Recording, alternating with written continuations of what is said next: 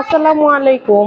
এতদিন তো ভাইয়ের বিয়ার কত ভিডিও দেখাইছি, গায়ে হলুদ বিয়া, কিন্তু আজকে আপনারা দেখেন ভাইয়ের বিয়া পড়ানোর ভিডিও, কিভাবে এটা মানুষের ভাইয়ের বিয়াটা পড়ানি হইলো। এতদিন দেখছেন গায়ে হলুদ, তারপরে বিয়া, দেখুন খাতার ভিতরে লেখা দিছে একটা অল্প বয়সের ফোলা সাইন দিয়ে দিছে। আপনার আবার কবেন এদিকে আপনার ভাই নাকি? না ভাই, এরা হলো সাক্ষী হিসাবে সাইন দিতেছে। দেখুন এই আমার বড় ভাই সাইন দিতেছে সাক্ষী হিসাবে, যেহেতু বিয়া হইতেছে হেনা সাক্ষী লাগে, এই সাক্ষী হিসাবে বড় ভাই সাইন দিল। আর এখানে তার উকিল বাবা সাইন দিল, মানে আমার ভাইয়ের একটা দোস্ত, তারা সাইন দিল খাতার ভিতরে। আচ্ছা যাক, এখন দেখি তারা কিভাবে কি করে। আসলে বিয়ে করানোর মুহূর্তটা একটা ইন্টারেস্টিং মুহূর্ত, কারণ এই জিনিসটা সবার জীবনে আসে এবং এটা স্মরণীয় হয়ে থাকে। ও মা আমার বাইরে কইতাছে খাতার ভিতরে সাইন দেওয়ার লাগে, আমার ভাই কি কান্দে নাকি? বাইরে দিয়ে গেলাম, কিরে ভাই তুই কি কান্দাছিস নাকি? ভাই কয় না আফা চোখে জানি কি পড়ছেন।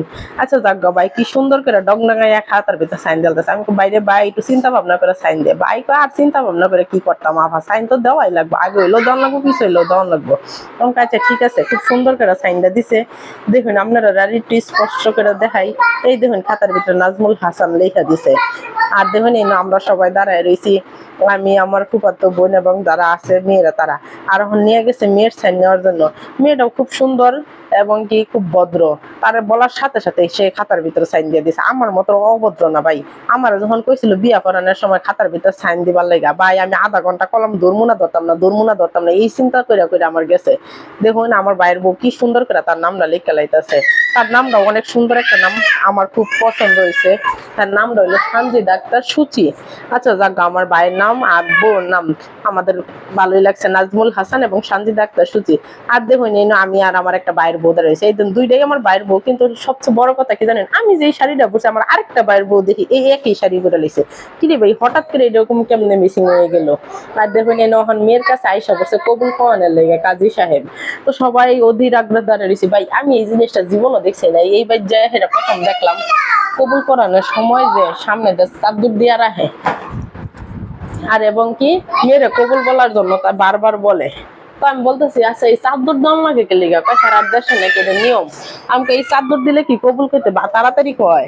কয় কি না, কিন্তু এটা কোন লাগে।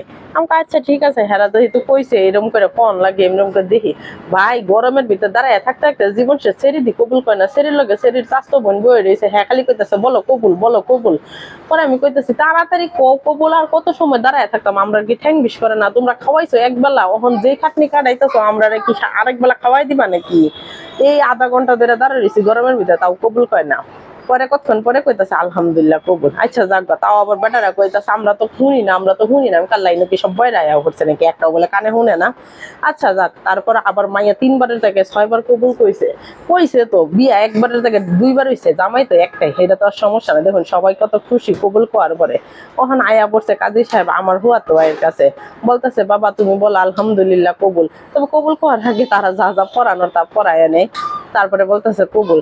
ভাই বিশ্বাস করেন কিনা দেখুন একটু ভিডিওটা, আমার ভাইটার কবুলটা কইতে 2টা সেকেন্ড সময় লাগলো না। হ্যাঁ মনে বিয়ার লেগে রেডি হয়ে দিচ্ছে যে কখন কবুল করবো। তবে এই দিনটা আসলে সবার জীবনে একটা স্মরণীয় দিন। যখন আমারে বলছিল কবুল করার জন্য, আমি কত সময় যে লেট করছি, তখন আসলে মনে হয়েছে কবুল কমু না কইতাম না চিন্তায়